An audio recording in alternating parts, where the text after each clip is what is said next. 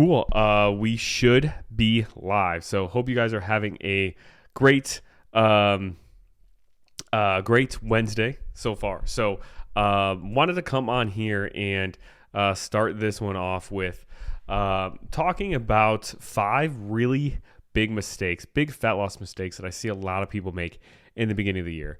It's January, it's that time of year where people are motivated and they want to make a change. They want to start, changing their body, whether it's lose body fat or just lean out, or tone up. But there are multiple mistakes that you could end up making in the beginning that kind of sets you up for failure long term. So I wanted to go over 5 of the most common.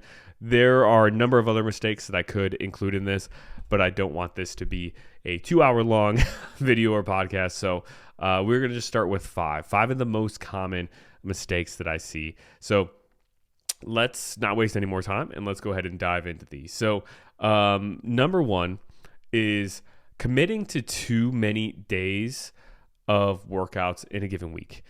This is a huge problem that I see. So when I sign on a new client, there's this big questionnaire that they fill out where I get a ton of information on their past medical history, dieting history, medications they're taking, all this stuff. But there are also questions in there asking them how many days a week they are able to work out or how many days a week they can commit to working out, as well as questions regarding their gym access that they have or equipment at home that they have, what kind of weights they have or this or that. But one big question is how many days a week can you commit to? And I find, especially in the beginning of the year during this time, people are so amped up and so ambitious to get in the gym or start working out because they want to make, this year to 2024, the year they finally achieve their fitness goal that they've been trying to achieve for so long, which I totally get. And I definitely admire that inspiration to make this change because it's a big leap, right? If you've struggled with weight your whole entire life, every time you make a decision to actually start working towards that goal, it's a big decision. But I find a lot of times people end up committing to too many days of workouts in the gym. They're like, what, I'm going to commit to 5 days. Or, they searched online and found some 5-day split workout program, or they're following some kind of workout program with workout videos or something online, or maybe they're following some kind of influencers, challenge or something to start the year. And the workouts are written out for 5 or 6 days a week or something like that. And they commit to something, or they quote unquote feel like they're going to commit to something like that. But they currently are only maybe even working out maybe only working out. Sorry, I think there was an issue with, I don't know, something weird popped up on my computer, but I think we are still live streaming. So, but people end up committing to 5 to 6 days in the gym or working out when they, previously maybe haven't been working out at all, or they've been working out maybe 1 day a week or 2 days a week. Appreciate you, Angela, keeping me up to date on stuff. So glad that I'm back. I don't know if I just froze or if I completely canceled out and came back to the live. I don't know, but good thing that we're back. So appreciate you. But they commit to way too many days in the gym. They are used to only working out 0 times, or maybe you're used to working out 1 or 2 times a week inconsistently, and now you're going to try to commit to 5. And like I said, I admire the ambition to want to do that. I admire the drive to want to do that. But if you're inconsistent with 1 or 2 days in the gym right now, how in the world do you think you're going to just flip a switch and commit to 5? And most people aren't going to do that. Most people are going to end up saying they want to hit 5, end up hitting maybe 4 or 5 the first week. And they're like, you know what? I missed maybe 1 workout this week. It did pretty well. And then, the second week rolls around and they're still kind of feeling motivated. They're still feeling excited about the process. So they end up hitting the gym maybe 4 or 5 times that second week too. But then as the weeks go on, the excitement out of this being like this new change starts to dwindle, or their home responsibilities with their kids or with work starts to add up, and they start to get fatigued, and then they end up maybe the third or fourth week hitting the gym 3 times a week instead of the 5 they planned, and they end up skipping a workout here or there pretty much every single week, and they constantly feel like you constantly feel like you're always behind, or you're always playing catch up, and you're like, okay, I'm going to push my workout to tomorrow. I'll complete it tomorrow, but then something else happens tomorrow. And now you're 2 days behind on your workouts. And if you are trying to follow like a 5-day program a week and you end up being 2 days behind, now you're trying to cram in like 3 or 4 workouts in just like maybe a 3-day period, right? And you're like trying to double up your workouts to try to make up for it. So I find that for people who do not consistently work out already, and that might be you, which is totally fine, you're not going to be able to just flip a switch and commit to 5 days all of a sudden. You're probably going to have to start out smaller and start with maybe just 2 days a week, or maybe 3 days a week. And I find that people find so much more success when they do that. Like when I sign on a new client, a lot of times I'll ask that question, and I'll, in the questionnaire, and I'll ask, how many days a week can you commit to working out? And they'll say 4. And I'll scroll up to a previous question on the questionnaire that asks, okay, what is your current activity level like? And they'll put on that question, and they'll say sedentary. I'm not engaging in any physical activity. I'm like, okay, so you're not currently engaging in any, and now you want to commit to 4. Like, I appreciate that like drive and motivation, but it's probably an unrealistic jump. So a lot of times, even though a client will say they can commit to 4, I'll actually start them off with 3, maybe even 2, if they are starting at a point where they aren't doing any currently, because it's a more realistic start. It's a more realistic jump, and it's going to set them up for success because they're going to be able to hit probably those 2 to 3 workouts. If they're saying they can commit to 4, then hitting 2 or 3 is probably going to be pretty easy for them. And not only will they build consistency with that, and I'll be able to program a workout structure where the number of sets and the volume and the exercise distribution is good for 2 or 3 days, and they'll be able to stay consistent with that. But they'll also start to build or you will also start to build confidence with that, and you'll be like, okay, I'm committing and promising myself that I'm going to hit the gym these 3 days. And boom, I went the whole week and I hit the gym 3 days, and it was pretty easy to fit my schedule. And I actually found myself on some of my rest days, like wishing I could go to the gym, like wishing Joey programmed more days in the gym for me. And that's what I want. Like, I want you to have a goal that is challenging, but something that is definitely doable for you, where you can step up to the plate and do it, because that way you build that consistency, you build that confidence, and you don't feel like you're playing catch up with your workouts all the time. And there's like a big psychological component of setting a goal that's unrealistic for you and you constantly falling short with it and quote unquote failing with that goal every single week, and then you getting discouraged and giving up. If every single week you look at, how many workouts you did and you're like, yeah, I skipped a workout every single week, or I skipped a couple of workouts every single week, you're going to end up kind of telling stories, whether you're conscious of it or it's subconsciously, but you're going to tell stories to yourself of, oh, like I'm not following through and I'm not doing everything I need to do. And it's going to eat at you, and it's going to end up leading to frustration and probably giving up. So one of the biggest mistakes I see is people committing to too many days of workouts in the gym.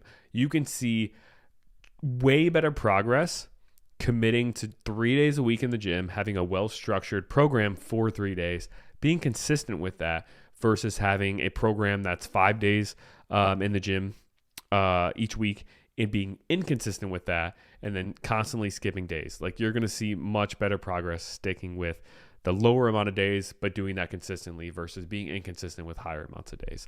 So that is mistake number 1, is committing to too many days in the gym each week.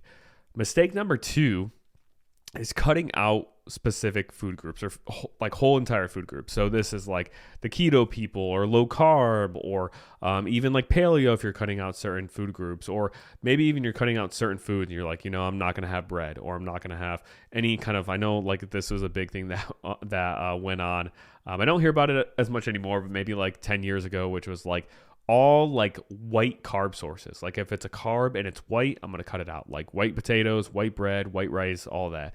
And a big issue with this is that now, like whenever you go in other situations, whether it's social or you go out to eat or, it's a work party or something, you're constantly stressed about, oh, like, are they going to have some of these white carb sources, or are they going to have carbs in general when, you're somebody who you're maybe trying to cut out all carbs, or are they going to have these certain foods that I'm not allowed to have? So you run into this issue of like having this anxiety around every scenario regarding food, unless you're like in your home where you can 100% control everything. So that's one big issue, is it just forms this like huge amount of anxiety around food wherever you go. And also too, the big thing about cutting out, foods or food groups is that you don't have to. Like, it's arbitrary. It doesn't matter. And like whether or not you cut out bread at all or not doesn't matter with your progress. Like, you can include bread perfectly fine in a diet. You can include potatoes perfectly fine in a diet. Some of these other foods that, people might be cutting out, you can like include perfectly well in a diet and still lose fat. If you've listened to any of these podcast lives or anything, like the big things that move fat loss forward are eating an appropriate amount of calories, getting an appropriate amount of protein, strength training, getting an appropriate amount of steps, appropriate amount of fiber, eating a generally whole, unprocessed diet with, some fun foods mixed in there, and eating the right amount for your body to lose fat at a sustainable rate, along with having periods of maintenance built in so your body doesn't get run to the ground of being in a fat loss phase all the time. But that's what you need to successfully lose fat long term. You don't need to cut out specific foods. And I would say it actually like harms you in not only the psychological aspect regarding your relationship with food, but also physically. Because if you're cutting out, let's say, all carbs, there are a ton of beneficial vitamins and minerals that you could be getting from those carbs. And one big one is fiber. Fiber is, I'm sure you've probably heard of fiber, super good for us for digestive health, a ton of health benefits with cancer prevention, a ton of, especially colon cancer, a ton of health benefits regarding cholesterol, also helps us to manage blood sugar better, ton of health benefits regarding fiber. If you're cutting out all carbs, you're not going to get any fiber in your diet, because fiber is exclusive to carbs. Fiber is kind of a subcategory of carbohydrate, and it is only found in carbohydrates. So if you're cutting that out, that is one super beneficial nutrient from food that you could be getting in your diet if you did have carbs in there.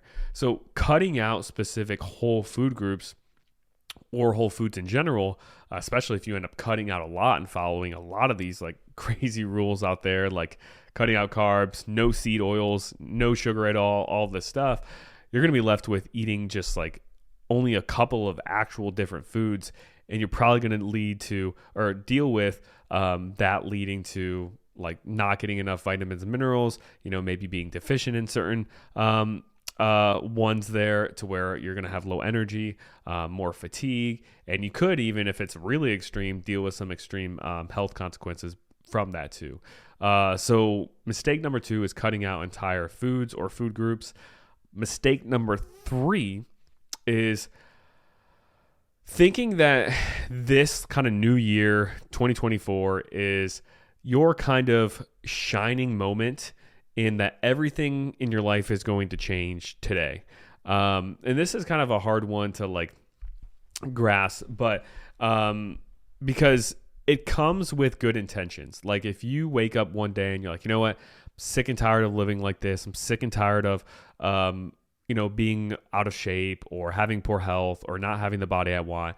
And today's the day to make a change. It can help to spark some good behaviors. It can help to spark the change that you need to make to then start, seeing progress and then snowballing into long-term progress. But,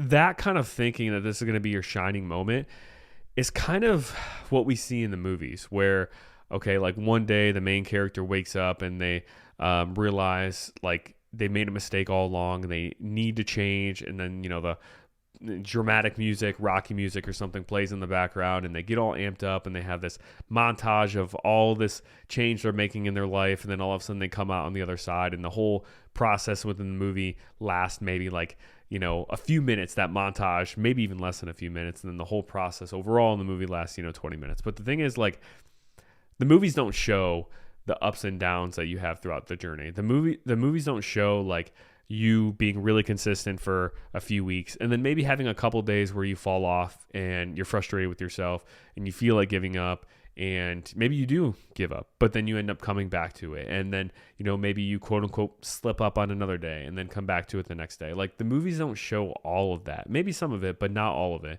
And like this process of changing your body, changing your health, and changing your life, it's not just this flip of a switch that you have and all of a sudden everything changes for you.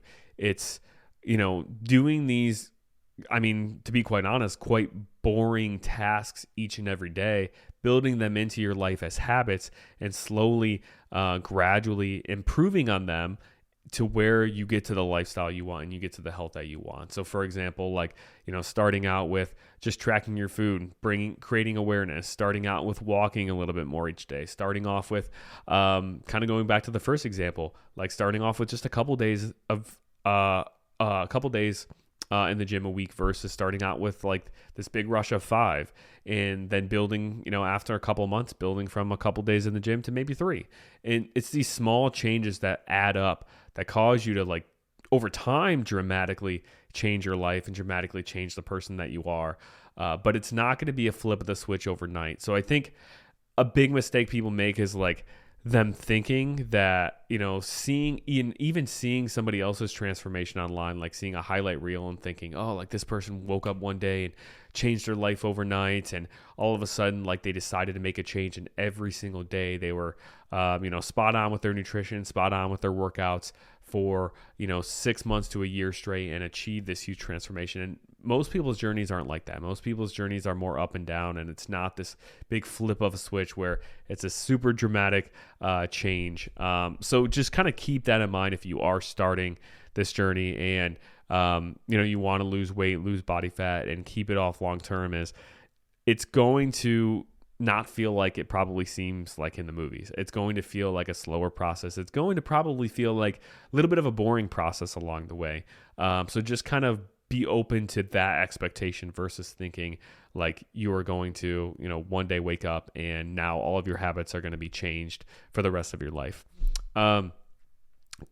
Mistake number 4 is relying on workout buddies too much. So this is maybe one you weren't expecting me to bring up. I think workout buddies and accountability partners are amazing. I think they can be extremely helpful within your weight loss, fat loss, or fitness journey. But there are some downsides if the partnership or the accountability buddy isn't somebody who's going to maybe build you up when you feel like stopping, or it's not somebody who's going to hold you accountable or hold themselves accountable. Because if you're relying on like a workout buddy, like let's say, you have somebody and you guys both talk and you're like, hey, we're going to go to the gym 3 days a week. We're going to go at these times during the day. We're going to work out together. We're going to be on track with our nutrition, right? That's great because you guys are going to help to hold each other accountable, hopefully.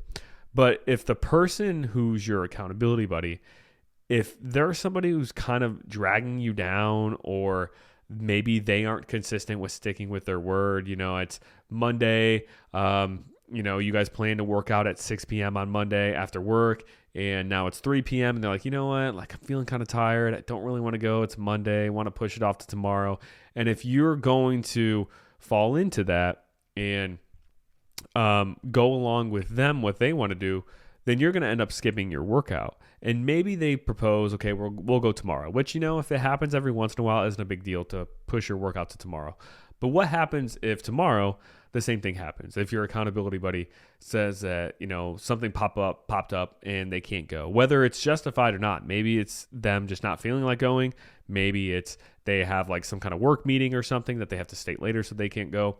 But if you're always relying on somebody else to go to the gym with you in order for you to go and prioritize your goals, you're running the risk of falling victim to like their standards or their schedule or what they follow through with themselves.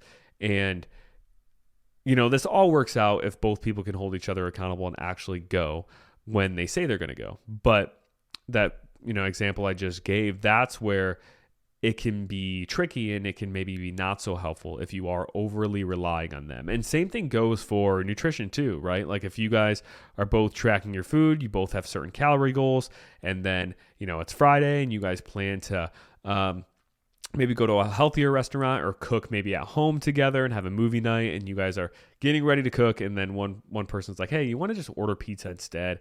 And if they're your accountability buddy and they're suggesting ordering pizza and, maybe not hitting your nutrition goals for that day, it's going to be really hard for you to kind of stick up for yourself almost and stick up for your goals and say, you know what, like, no, let's not get pizza. Like, no, you're probably going to fall into that trap of being like, you know what, yeah, it's just one day, which, if it is just one day, it's not a huge issue.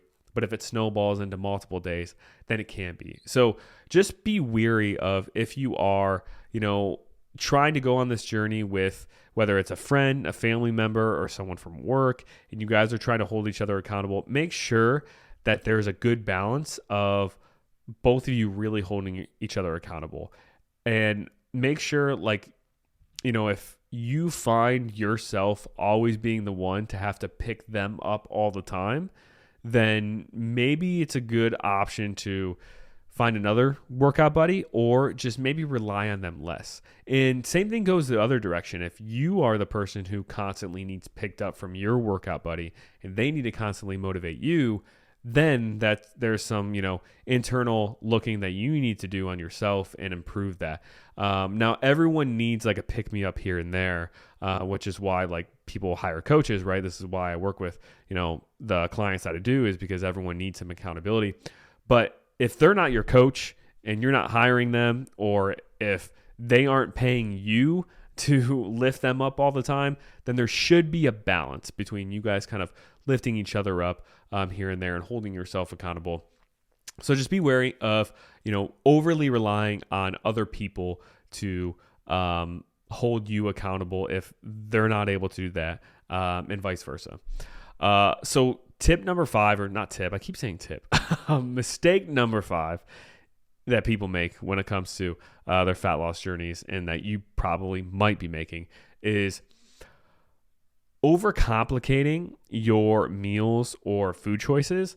And this is a huge thing that I see with clients when they first start out with my program, is they have all these food rules in their heads of they can't eat this, they can't eat that, they can't eat that. And they overcomplicate the meal choice part of everything. And they're like, I don't even know what kind of meals to put together. Or they're looking up on Pinterest these quote unquote healthy recipes that are labeled on there, or looking on Google for healthy recipes. And they find these recipes that say they're healthy, and they have 15 or 20 ingredients with them. They take 45 minutes to an hour to prepare, and it's just something that's way overly complicated.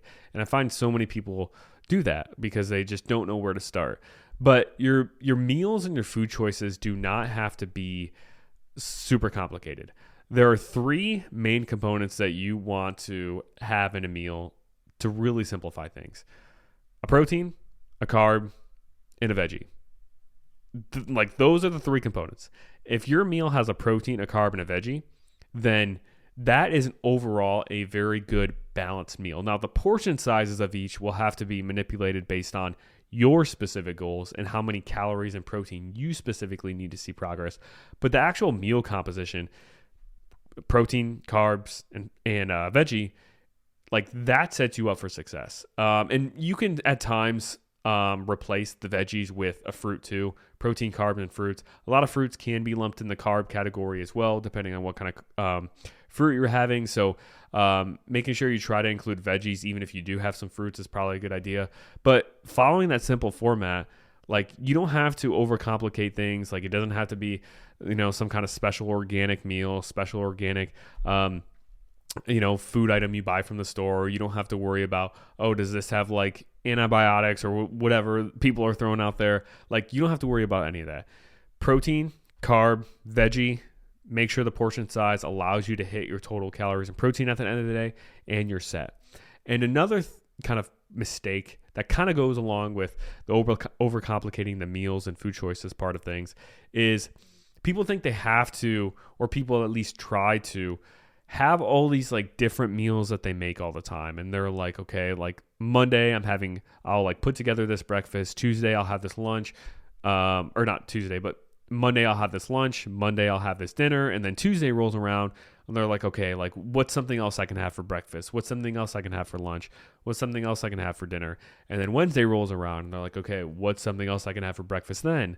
And they are constantly changing up their meals every single day. Now, I'm not saying you need to eat the same exact thing every single day like a robot, but if you can keep your breakfast the same, your lunch the same, and any snacks that you have, like a high protein snack throughout the day, if you can keep all of that the exact same, at least Monday through Friday, and then the only meal Monday through Friday you're changing is dinner, you will be set up for so much success. Because if you're somebody tracking their calories, tracking their protein, and have set ranges that you're shooting for to see progress, if you're having the same breakfast, lunch, and snack leading up to dinner, you're going to have the same amount of calories and the same amount of protein left over for dinner every single day, because you're going to be taking up the same amount from your breakfast, lunch, and snacks that you had before then. So you're going to have the same amount left over for dinner every single day. So being flexible and having some variability with dinner isn't as stressful, because every time when I go into dinner, I'm going to have roughly 700 calories left and roughly 30 grams of protein left to hit. So it makes dinner not as stressful, because you already know exactly how many calories and protein you're going to have left for that meal. And then you can be flexible with, what you're making, or what the portion size looks like, with your family, with your kids, in that way. And another benefit of repeating the same breakfast, lunch, and snack at least Monday through Friday is that it allows you to kind of go on autopilot the entire week with your nutrition, at least for, those first meals of the day. You don't have to think constantly, wake up in the morning, what am I going to have for breakfast? What am I going to have for lunch? Like, you already have that planned out. You already have that decided. And the less decisions we actually have to make regarding, our fitness journey, especially when it comes to nutrition, the better. The more consistent our routine is, the more automatic things are going to be. The less we're going to have to think or stress about it. The less you have to play, quote unquote, macro or calorie Tetris of like putting together all these meals, and you're not going to be left with, choosing a random lunch and not really knowing how many calories it's going to be until you put it in, and then you realize, it's way more than I thought, and now I only have 400 or 300 calories left for dinner, and now I'm starving, in the evening. So it just allows you to have so much more structure in the beginning, 2/3 of your day. So then when you do have that variability or variety or flexibility at the end of your day, it doesn't feel as overwhelming to try to, make things fit then, because you weren't playing this game of trying to make everything fit throughout the whole entire day. You just kept with that same routine. And it also makes logging so much easier too, like logging your food in MyFitnessPal, because everything's already decided, and you can just go in MyFitnessPal, copy your lunch, copy your breakfast, copy your snack, and just hit paste and transfer it over to every single other day of the week. So you spend maybe, a minute or 2 minutes in MyFitnessPal in the evening putting together your dinner that might be different every night, but your breakfast, lunch, and snacks are already decided for the rest of the day. So that's kind of the fifth big mistake that people make, is overcomplicating their meals, thinking they have to be something like really crazy, special, put together. They have to have all these special ingredients. And then also kind of going along with that is that people choose different meals or foods for every single meal throughout the week, when if you can keep the same meal structure, the same meal routine for breakfast, lunch, and any snacks leading up to dinner, you're going to save yourself a lot of headache, and you're going to be able to go on autopilot, and it's going to be so much easier to hit your goals there. So hopefully this was helpful going over these 5 big mistakes. Definitely let me know if there are any of these that you have been making yourself, or if you've made in the past and you've made the switch and it has made things so much easier for you. So I think that's it for this one. Appreciate you all. Make sure, to leave a 5-star review, share this on your Instagram or Facebook stories. If you found it helpful, share it with a friend. Appreciate all the support, and I will see you guys in the next one.